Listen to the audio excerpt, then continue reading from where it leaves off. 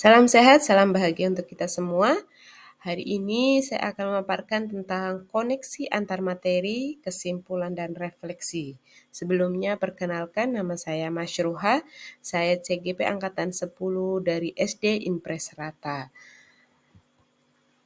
Sebelum mempelajari pemikiran dan filosofi Ki Hajar Dewantara, saya mempunyai pikiran atau pandangan. Yang pertama, murid sebagai objek pembelajaran, yaitu pembelajaran berfokus kepada guru. Guru menjadi teacher center, sedangkan murid menjadi pasif dan dalam pembelajaran.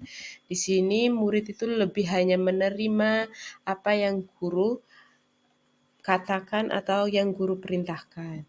Sedangkan yang kedua, saya selalu berpikir bahwa murid harus selalu kita bimbing karena murid seperti kertas kosong yang belum tahu apa-apa dan tidak mempunyai bakat dari dalam dirinya.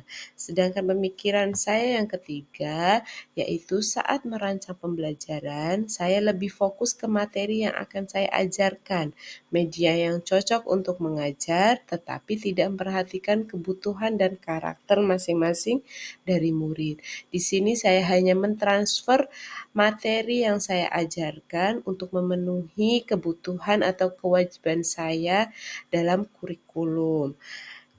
Nah, di sini pemikiran dan filosofi Ki Hajar Dewantara diantaranya yaitu pendidikan merupakan tempat persemaian segala benih-benih kebudayaan yang hidup dalam masyarakat.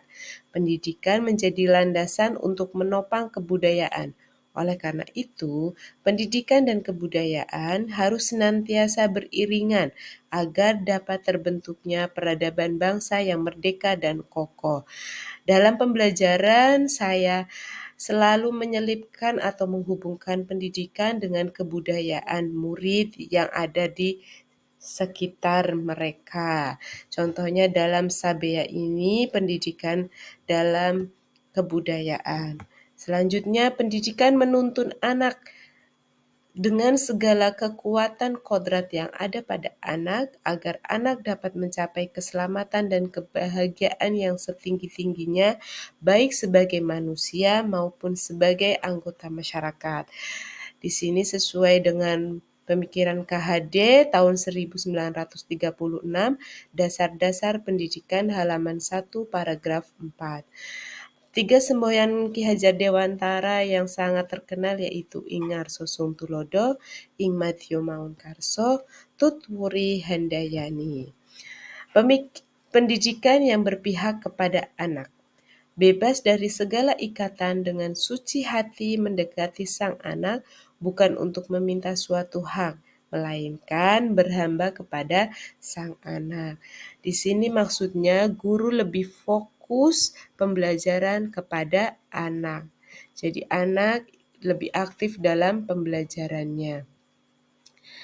Pemikiran KHD selanjutnya yaitu pendidikan bersifat dinamis. Pendidikan adalah perubahan yang kekal. Pendidikan diibaratkan tata surya yang senantiasa bergerak atau dinamis dari waktu ke waktu.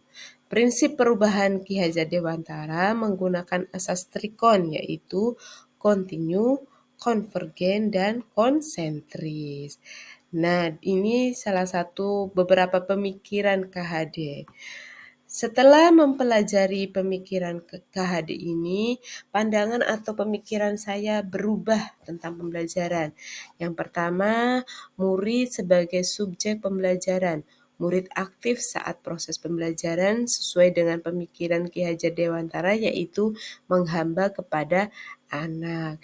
Di sini saya membuat pembelajaran yang lebih berfokus kepada anak. Jadi anak yang menemukan atau mempelajari sebuah ilmu dan saya hanya sebagai fasilitas atau membimbing anak.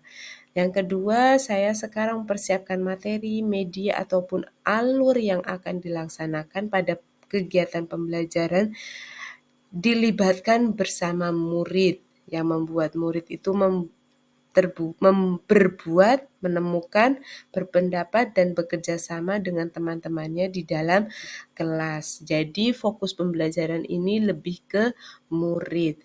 Yang ketiga, memanfaatkan lingkungan dan ilmu pengetahuan teknologi serta sarana prasarana yang ada di sekolah. Belajar di luar kelas dan menggunakan Chromebook sebagai media untuk mencari informasi atau mengerjakan tugas. Di sini saya menggunakan atau memanfaatkan sarana prasarana yang ada di dalam sekolah, bisa lingkungan alam sekitar, lingkungan halaman sekolah, dan juga memanfaatkan fasilitas yang ada seperti Chromebook, LCD, maupun proyektor ataupun speaker. Saya juga menyelipkan nilai-nilai budi pekerti pada proses pembelajaran. Beberapa dokumentasi pembelajaran yang saya lakukan di dalam kelas, salah satunya yaitu yang pertama tadi, saya dan siswa belajar cara menanam tanaman tomat, terong, dan lombok. Ini sesuai dengan pembelajaran IPAS dan muatan lokal. Selanjutnya, saya juga menggunakan Chromebook sebagai sarana pembelajaran. Ini sesuai dengan kodrat zaman. Terus ada pembelajaran yang lebih berfokus kepada murid. Jadi murid yang melakukan atau mencari informasi sendiri dan guru hanya memfasilitasinya. Sekian dari saya, terima kasih.